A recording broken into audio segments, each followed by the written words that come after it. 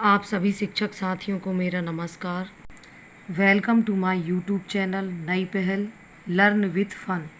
साथियों, आज की इस वीडियो के माध्यम से हम आवधिक आकलन एक विषय हिंदी कक्षा पहली का कैसे करना है यह समझने का प्रयास करेंगे।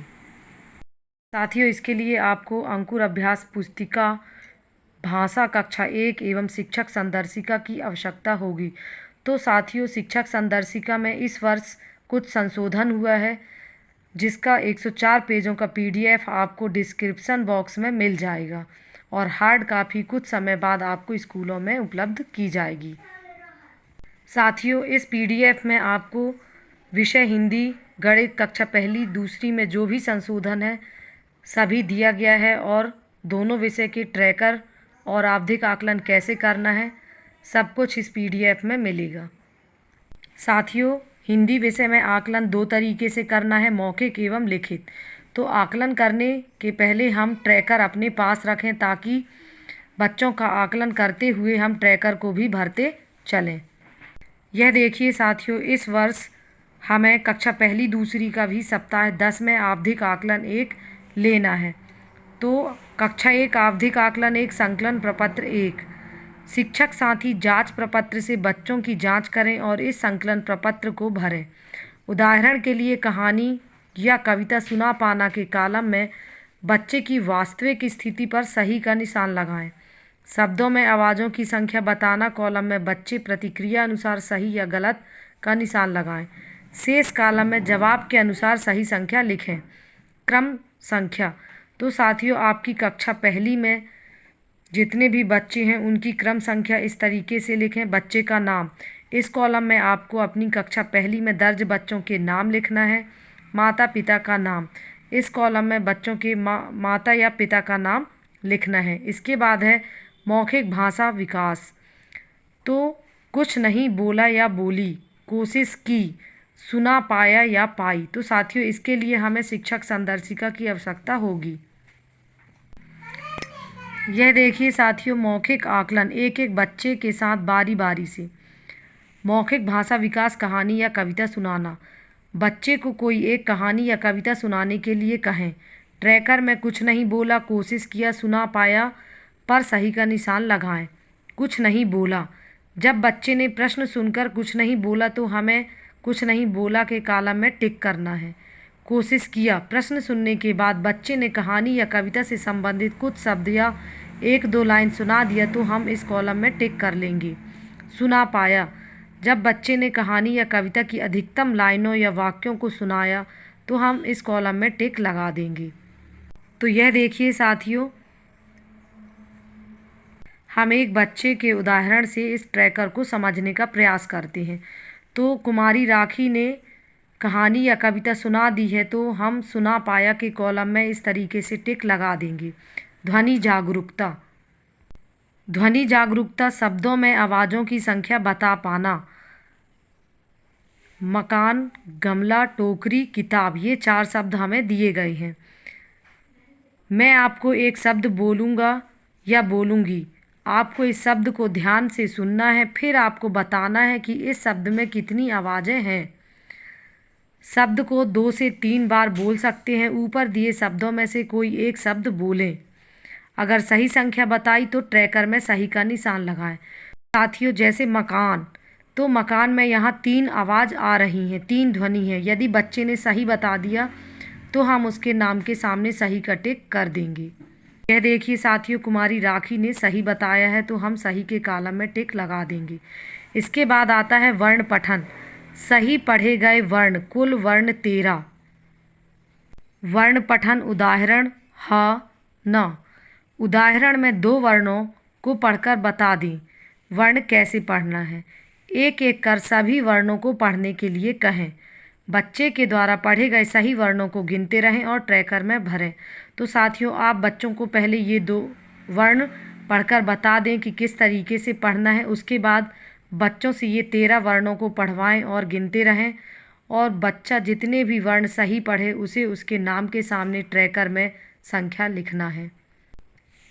तो यह देखिए साथियों, राखी ने 13 वर्णों में से 12 वर्णों को सही सही पढ़ा है तो हम इस तरीके से यहाँ लिख देंगे। गलत या नहीं पढ़े गए वर्ण लिखें। तो साथियों 13 वर्णों में से बच्चे ने यदि कुछ वर्ण गलत पढ़े हैं या नहीं पढ़े हैं तो उन वर्णों को हमें इस कॉलम में लिखना है। तो राखी ने ये एक वर्ण नहीं पढ़ा है तो उसे हम इस कॉलम में लिख लेंगे। इसके बाद है वर्ण लेखन, श्रुत लेखन। सही लिखे गए वर्ण, कुल वर्ण 13। साथियों अब हम बच्चों से जो 13 वर्ण पढ़वा चुके हैं उन्हीं 13 वर्णों को बच्चों से लिखवाना है। साथियों ये वर्ण हम अलग से बच्चों से पेज में लिखने को दे दें और इसका रिकॉर्ड भी रखें। और बच्चे 13 वर्णों में से जिन वर्णों को नहीं लिख पा रहे हैं या गलत लिख रहे हैं उन्हें हमें उनके नाम के सामने इस तरीके से कॉलम में लिखना है। तो यह देखिए राखी ने 10 वर्णों को सही लिखा है, 3 वर्णों को उसने नहीं लिखा, तो ये मैंने यहाँ लिख दिए। इसके बाद आता है सप्ताह 10 दिवस 6 श्रुत लेखन। सही लिखे गए वर्ण, कुल वर्ण 13। तो यह देखिए साथियों शिक्षक संदर्शिका में दिया है लिखित समूह आकलन एक साथ थोड़ी थोड़ी दूरी पर बैठकर, अनुमानित समय 15 मिनट। तो सभी बच्चों को दूर दूर बैठा दें और 15 मिनट का समय दिया गया है और ये वर्ण दिए गए हैं। वर्ण लेखन, श्रुत लेखन, तो ये 13 वर्ण दिए गए हैं। इन 13 वर्णों को हमें ऊपर दिए गए वर्णों को बारी बारी से बोलें और बच्चे को वर्कबुक में सप्ताह 10 दिवस 1 से 6 के वर्ण लेखन के बॉक्स में लिखने को कहें। वर्णों को बारी बारी से आराम से बोलें। एक वर्ण को 3 बार से ज़्यादा ना बोलें। वर्ण बोलने के बाद बच्चों से पूछ लें कि कौन सा वर्ण लिखना है। तो साथियों इस तरीके से हम बच्चों से ये वर्ण लिखवाएंगे। एक वर्ण को 3 बार से ज़्यादा नहीं बोलना है और बोलने के बाद बच्चे से पूछना है, यह अवश्य ध्यान रखें। बच्चों की अंकुर अभ्यास पुस्तिका के पेज नंबर 55 में यह देखिए, ये पेज में लिखा है आवधिक आकलन 1 सप्ताह 10 दिवस 1 से 6 श्रुत लेखन। वर्णों को सुने और लिखें। तो इस बॉक्स के अंदर हमें वो 13 वर्ण बच्चों को लिखने के लिए कहना है। तो यह देखिए राखी ने 1 2 3 4 5 6 7 8 9 10 13 में से 10 वर्णों को सही लिखा है, एक वर्ण गलत है, मतलब 11 वर्णों को ही लिख पाई है उसने, 2 वर्णों को नहीं लिखा। तो यहाँ हम सही लिखे गए वर्णों की संख्या इस तरीके से यहाँ लिख देंगे और ट्रैकर में भी बच्चे के नाम के सामने 10 लिख देंगे। तो साथियों जिस तरीके से हमने राखी का आकलन करके ट्रैकर भरा है, इसी तरीके से हम अपनी पहली कक्षा के सभी बच्चों का आकलन करके ट्रैकर इस तरीके से भर लेंगे।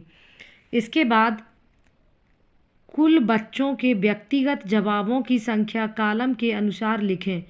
मौखिक भाषा विकास एवं ध्वनि जागरूकता की कुल संख्या उचित विकल्प में लिखें। वर्ण एवं लेखन की कुल संख्या रेंज के अनुसार लिखें। तो यह देखिए इस कॉलम में एक भी टिक नहीं है, तो यहाँ कुल में हम 0 लिख देंगे। इसके बाद कोशिश की के कॉलम में 4 टिक हैं, तो यहाँ 4 लिख देंगे। इसी तरीके से सुना पाई के कॉलम में 4 टिक हैं, तो यहाँ 4 लिख देंगे। और साथियों हमें यह भी ध्यान रखना है कि यदि हमारी कक्षा 1 में 8 बच्चे दर्ज हैं तो यहाँ भी 8 आना चाहिए। इस बात का ध्यान रखें कि मौखिक भाषा विकास में 8 बच्चे आएँ। इसी प्रकार से ध्वनि जागरूकता में देखिए सही के कॉलम में 3 टिक हैं, तो यहाँ 3 लिख देंगे और गलत के कॉलम में 5 टिक हैं, तो यहाँ 5 लिख देंगे। तो 5 और 3 8। इस तरीके से हम प्रत्येक कॉलम में संख्या चेक करते जाएंगे। सही पढ़े गए वर्ण, कुल वर्ण 13 में यह देखिए 0 में एक भी बच्चा नहीं है, सभी बच्चों ने वर्ण पढ़ा है, तो यहाँ 0 के कॉलम में 0 लिख देंगे।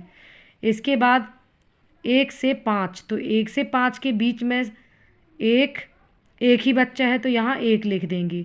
6 से 13, तो 6 से 13 के बीच में 7 बच्चे हैं, तो यहाँ हम इस तरीके से 7 लिख देंगे। इसी तरीके से वर्ण लेखन वाले कॉलम में सभी बच्चों ने वर्ण को लिखा है, तो 0 में 0 लिख देंगे। 1 से 5, तो 1 से 5 के बीच में साथियों 2 बच्चे हैं जिन्होंने 5-5 वर्ण लिखे हैं, तो यहाँ हम 2 लिख देंगे। इसी तरीके से 6 से 13, तो 6 से 13 के बीच में 6 बच्चे हैं, तो यहाँ हम 6 लिख देंगे। अब इस कॉलम में भी इसी तरीके से शून्य, तो सभी बच्चों ने वर्णों को लिखा है तो यहाँ हम शून्य के सामने शून्य लिख देंगे। 1 से 5, तो 1 से 5 के बीच में कोई भी बच्चा नहीं आया, सभी बच्चों ने ज़्यादा वर्णों को लिखा है तो यहाँ हम शून्य लिख देंगे। 6 से 13, तो 6 से 13 के बीच में सभी 8 बच्चे हैं तो यहाँ हम 8 लिख लेंगे। तो साथियों, इस तरीके से हम कक्षा पहली का आवधिक आकलन संकलन प्रपत्र 1 तैयार करेंगे। आशा करती हूँ मेरे द्वारा बताई गई जानकारी आप लोगों को बहुत अच्छी लगी होगी। साथियों, यदि आपने मेरे चैनल को अभी तक सब्सक्राइब नहीं किया है तो प्लीज़ मेरे चैनल को सब्सक्राइब करें और शेयर करें ताकि अन्य शिक्षक साथियों तक यह जानकारी पहुँच सके। धन्यवाद।